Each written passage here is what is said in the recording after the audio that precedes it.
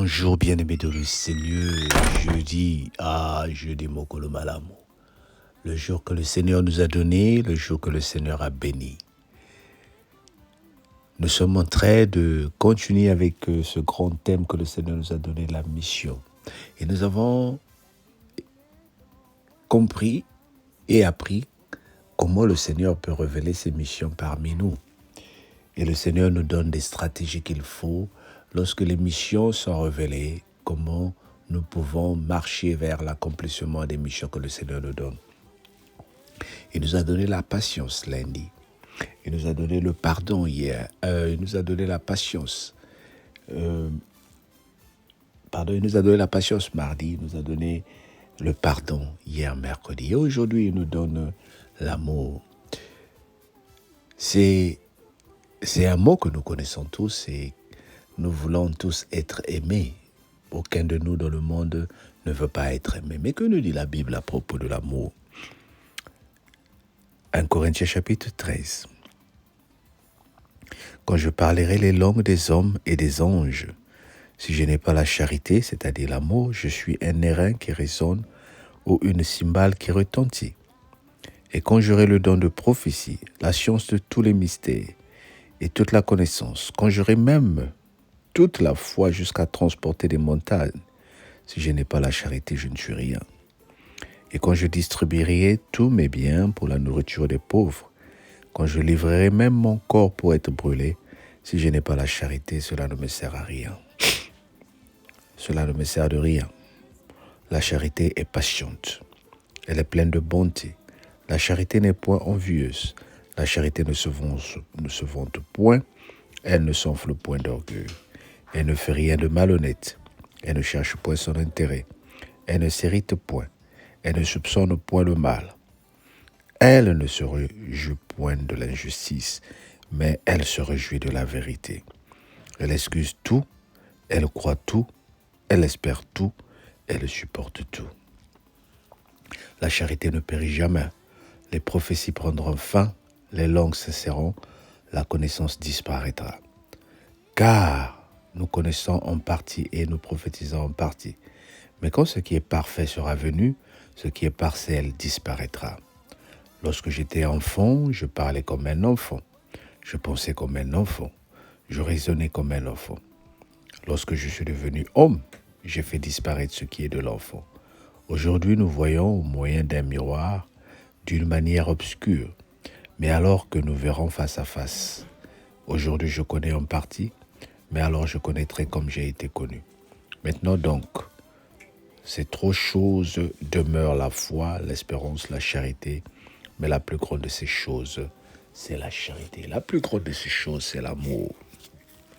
Nous avons, disons Amen, nous avons lu ce beau chapitre, le 1 Corinthiens 13, qui nous parle de l'amour. Nous avons tous des dons, mais le Seigneur est en train de nous rappeler ici à travers Paul, même si je parle en langue, je prophétise, même si je donne tout ce que j'ai aux humains, tu peux partager, tu peux faire des dons. Cela est en partie de l'amour.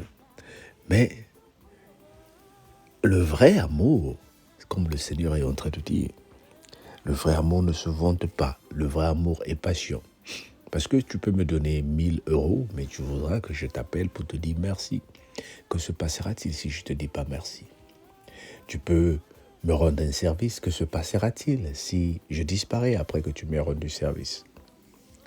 Que se passera-t-il si je te trahis? La charité supporte.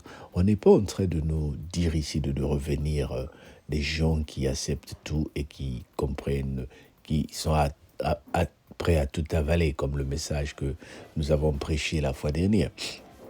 Nous nous écartons de la voie des moqueurs, nous nous écartons de la voie des pécheurs. Mais la charité dont le Seigneur est en train de parler ici, c'est dans le sens où nous avons cette patience-là de supporter. J'ai une mission, par exemple, de créer un groupe de prière. Le Seigneur m'a donné la mission de créer un groupe de prière. Mais il me dit, il faut que tu aies cette charité-là qui est patient. Il faut que tu sois à mesure de supporter les faibles. Il faut que tu sois à mesure de comprendre que il y aura des moments où les gens ne viendront pas à la prière. Oui, il y aura des moments que les gens vont refuser de venir à la prière. Que feras-tu alors? Il faut que tu comprennes qu'à un moment, les gens ne vont pas accepter de faire ce que tu leur dis. Tu peux dire que nous allons organiser un moment de jeûne, mais les gens refusent de jeûner et tu te retrouves seul.